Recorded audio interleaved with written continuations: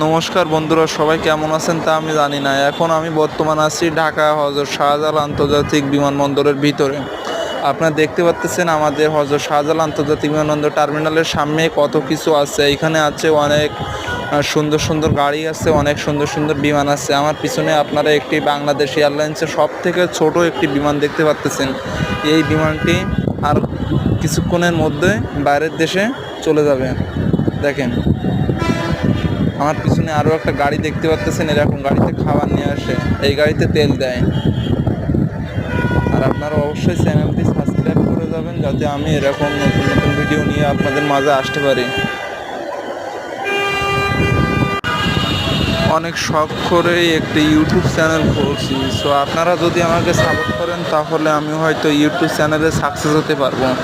আপনাদের সাপোর্ট ছাড়া কিন্তু আমি কিচ্ছু হতে পারবো না, ঠিক আছে? সো প্লিজ আপনারা একটু আমাকে সাপোর্ট করে যাবেন। ধন্যবাদ।